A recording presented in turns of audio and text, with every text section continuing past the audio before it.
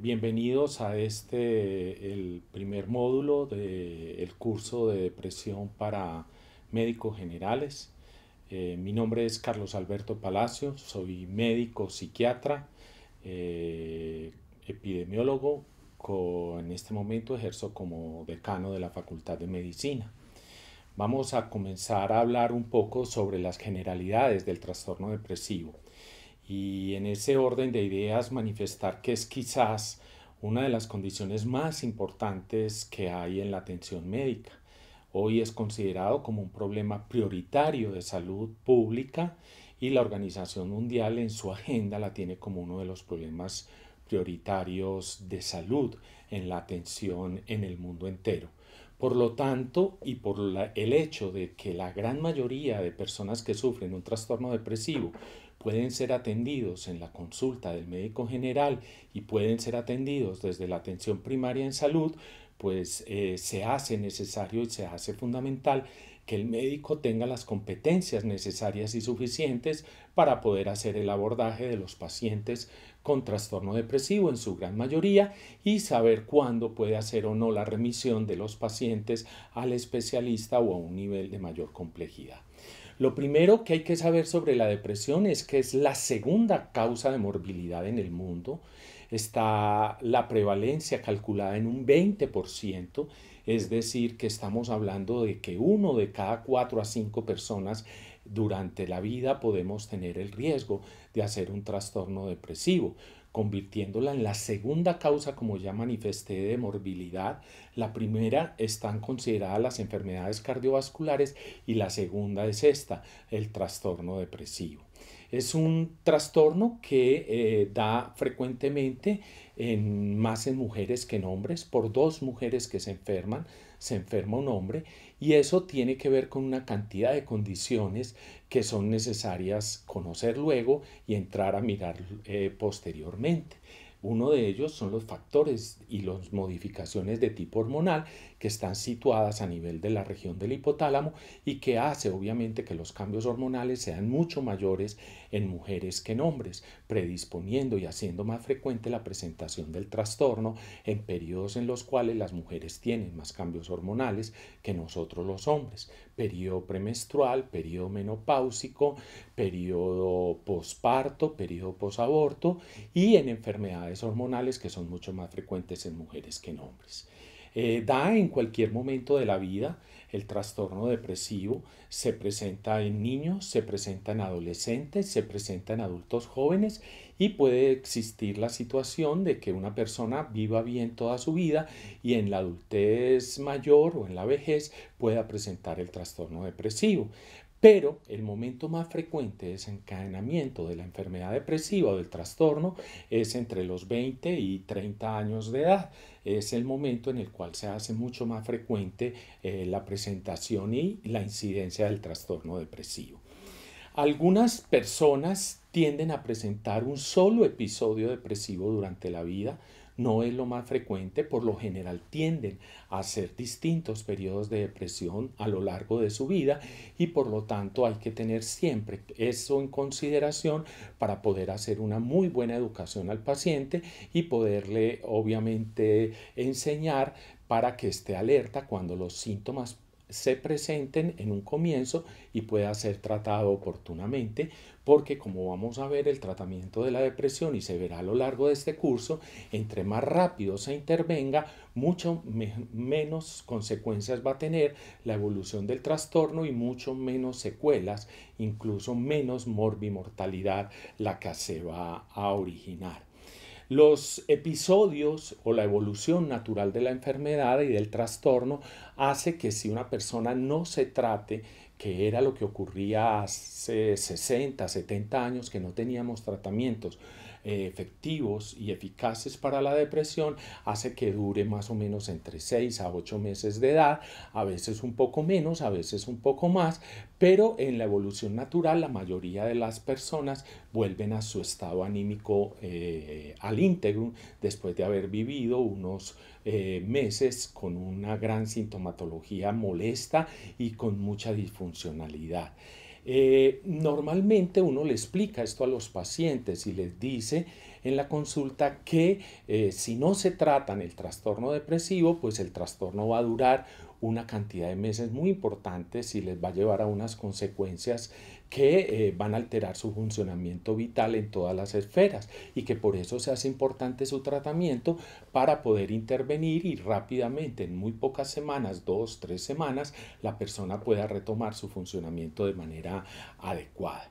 Uno de los graves problemas que nosotros tenemos en el trastorno depresivo es el desconocimiento que existe tanto a nivel poblacional como a nivel del personal de salud, sobre todo el personal de atención primaria en salud, para el abordaje del trastorno depresivo y por lo tanto no es diagnosticado de manera adecuada ni de manera oportuna, llevando a un subdiagnóstico en cuanto al trastorno en sí.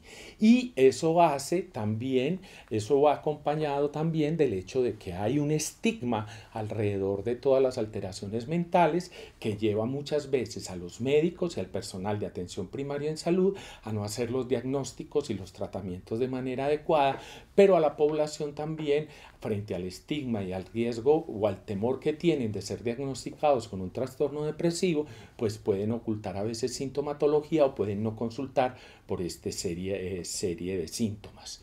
Existe también ahí una serie de temores y de miedos y de mitos que están infundados en cuanto a los a los tratamientos actuales que existen para la depresión. Las personas siguen teniendo un poco de temor de tomar medicamentos en los cuales puede alcanzarse la recuperación total del trastorno depresivo y que hoy en día no tienen ningún efecto secundario o muy pocos efectos secundarios, ninguno de ellos de trascendencia, muy bien tolerados y pueden obviamente llegar a una persona rápidamente a su tratamiento. Pero por toda una cantidad de historia de años atrás, con las secuelas y con todo lo que originaban los efectos secundarios de los medicamentos, las personas siguen teniendo un poco de rechazo a asistir a los tratamientos y obviamente a tomar la medicación. Hay una serie de estudios que demuestran que los médicos tenemos una tendencia a no diagnosticar adecuadamente la depresión y eso también nos lleva a un subregistro. Se sabe, por ejemplo, que en una consulta de atención primaria, más o menos el 60% de los pacientes tienen sintomatología depresiva, pero los médicos no la exploran de manera adecuada, no la tratan de diagnosticar y solo diagnostican un muy poco porcentaje de los pacientes que tienen depresión. Pero más grave aún es que los que son diagnosticados en la atención primaria, muchos de ellos no son tratados de manera adecuada. Entonces, realmente en los distintos estudios que hemos hecho a nivel poblacional y en los servicios de urgencias, hemos encontrado que si acaso 5% de los pacientes tienen tratamiento adecuado si tienen sintomatología depresiva. El diagnóstico de la depresión es un diagnóstico que es relativamente sencillo, no es una sintomatología que es fácil que los pacientes la describan y ese diagnóstico generalmente contempla una serie de síntomas físicos y una serie de síntomas que son del orden cognitivo y otra serie de síntomas que son de la esfera, digamos, anímica. El diagnóstico de la depresión es un diagnóstico que es relativamente sencillo. Los criterios para hacerlo no conllevan una gran dificultad. Los pacientes, cuando uno les hace la anamnesis, generalmente los manifiestan. Es simplemente tener la experticia de hacer las preguntas de manera adecuada. Hay trastornos en el sueño, hay trastornos en el apetito. Generalmente los pacientes presentan trastornos tipo insomnio, un insomnio que es de característica terminal, es decir, duermen fácilmente pero se despiertan muy temprano y no logran conciliar el sueño y empiezan a hacer todo un esquema de rumiación de ideas negativas en su pensamiento. El otro síntoma del trastorno del apetito, generalmente si no está acompañada de ansiedad, la depresión presenta pérdida del apetito y por lo tanto hay una pérdida de peso importante en los pacientes con depresión, calculado más o menos en unos 4 kilos por mes en pacientes que están con depresión. Se presenta la falta de energía vital, que la consideramos como anergia. Es una falta de voluntad, de energía de los pacientes para iniciar sus actividades cotidianas. Es manifestada por muchos de los pacientes como sensación de pesadez, de cansancio, de fatiga, de pereza, de que tengo que estar enfermo de algo, doctor, esto no es normal en mí, y cada vez esa energía va en aumento, haciéndose incluso en muchas ocasiones difícil que el paciente sea capaz de levantarse de su cama, bañarse y hacer sus actividades de cuidado cotidiano. El otro síntoma muy importante es la anedonia, llamado así, que es la falta de capacidad de disfrute en lo que anteriormente el paciente o la paciente disfrutaba. La señora que antes disfrutaba de ir con sus vecinas, de tomar el algo, que algún tipo de actividades que le eran placenteras, ya no siente esa capacidad de placer. Y quizás de lo más importante son los pensamientos negativos que empiezan a llegar a la mente de la persona, empiezan a tener muchos pensamientos de que no van a ser capaces, de que no van a poder, de que esto no van a lograr salir de la situación en la que están, de que no los quieren, de que lo hacen a un lado, etcétera, etcétera, y son pensamientos que aumentan mucho en frecuencia y en intensidad. Y el sentimiento de tristeza o de irritabilidad que acompaña a los pacientes con depresión. Estos síntomas vienen acompañados en muchas ocasiones de pérdida del nivel de atención y de concentración, por lo cual la persona no funciona bien en su actividad académica o laboral. Y acompañado de esto pueden haber obviamente unos síntomas físicos que están descritos, sobre todo dolores musculares, articulares por contracturas musculares sostenidas, sobre todo en la región occipital, en las piernas, y algunos problemas de orden digestivo como gastritis, agrieras, etcétera. La sintomatología es relativamente fácil, como digo, explorarla. Es muy importante en los pacientes que tienen sintomatología depresiva mirar realmente qué tanto de la ideación suicida puede haber, o al menos si hay algo ya de ideación de muerte, porque lleva un proceso de estructuración de esta ideación y es importante realmente explorar. La mayoría de los pacientes pueden ser, como ya lo mencioné, diagnosticados en el servicio de atención primaria. El 60% de los pacientes pueden ser tratados ahí. Los antidepresivos son medicamentos muy fáciles de hacer su manejo cuando están bien indicados y cuando están bien formulados en cuanto a la dosificación. Vale la aclaración, sabiendo todos estos elementos, y al hacer el interrogatorio uno tratar de desculpabilizar un poco al paciente que viene con todos esos sentimientos encontrados de estarse sintiendo así, de no estar bien en su funcionamiento.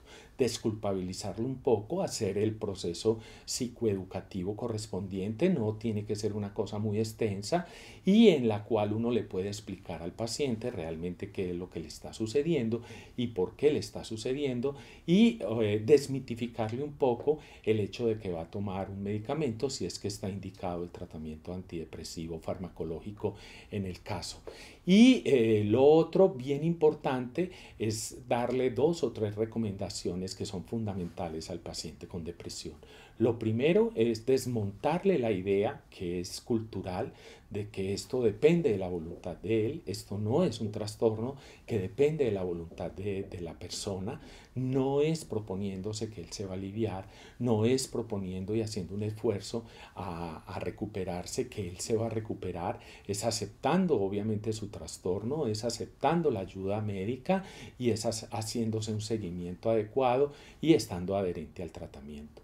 Normalmente los pacientes que no lo entienden así, que tratan por su propia voluntad de recuperarse, realmente lo que ocurre es antes que se cargan de más frustración, de más desesperanza, se angustian mucho más porque obvio ven que no se pueden recuperar.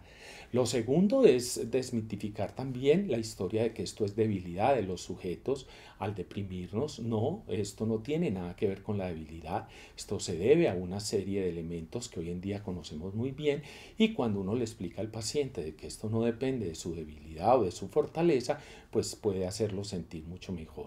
Y también desmitificar un poco la idea de que es que si no hay nada a su alrededor, pues que la vida o algo lo va a castigar porque está siendo desagradecido. Realmente esto no se debe a que hayan excesos o hayan déficit en la vida de todo orden, sino que es simplemente un trastorno que hoy en día conocemos afortunadamente muy bien. Si los médicos logramos hacer un diagnóstico correcto y logramos hacer un manejo adecuado, como lo estamos mencionando, pues con absoluta seguridad vamos a poder manejar un número muy amplio de pacientes con depresión para una alteración que, como hemos dicho, es de alta prevalencia y obviamente con presentación en personas jóvenes que va a llevar a unas situaciones complejas a nivel laboral, social y familiar. El diagnóstico diferencial es básicamente diferenciarlo de la tristeza o del proceso de duelo que vivimos los seres humanos en una condición de pérdida. Cuando los seres humanos tenemos una pérdida, podemos obviamente entrar en una sintomatología que puede ser parecida a la del trastorno depresivo. Pero aquí hay una explicación clara y es la pérdida, y normalmente con una buena estructura psicológica y con los mecanismos psicológicos que todos los seres humanos tenemos a la mano, una gran mayoría de nosotros elabora los duelos y puede obviamente salir avante de esas situaciones de pérdida que tenemos. Hay algunos otros trastornos, como es el trastorno de adaptación, que es muy importante poderlo tener, y es que es situaciones que son críticas o de crisis en las cuales nosotros tenemos que utilizar herramientas de orden psicológico para poder tener mecanismos adaptativos. No es tan intensa la sintomatología, no es tan duradera, no dura tanto tiempo, y en ese sentido podemos hacer el diagnóstico. Encuentra uno la situación crítica o la pérdida para poder hacer el diagnóstico diferencial de una manera importante. Y el otro elemento que es muy fundamental en el diagnóstico diferencial es saber de diferenciar entre una depresión unipolar y un trastorno bipolar. En el trastorno bipolar se presentan las crisis maníacas y que lleva obviamente a una consideración terapéutica diferente. En el trastorno depresivo de características unipolares, los pacientes solo tienen la tendencia a ser crisis del orden depresivo.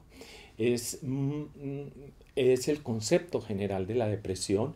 Si uno lo mira desde este punto de vista, realmente podría ser un gran beneficio para la comunidad, para la población, una mejor calidad de vida, un mejor proceso educativo, y realmente los servicios de atención primaria en salud pudieran funcionar adecuadamente con un equipo básico que conozca estas situaciones de un trastorno que es relativamente sencillo en su manejo si uno emplea el conocimiento y lo que hoy en día sabemos de él. Espero que de verdad haya sido útil estos comentarios iniciales. Espero que el futuro de los módulos que se van a trabajar llenen y colmen las expectativas, pero más allá de esto, que realmente los médicos adquieran estas competencias y que podamos trabajar en conjunto y saber cuándo hacer un buen proceso de referencia y contrarreferencia. Gracias.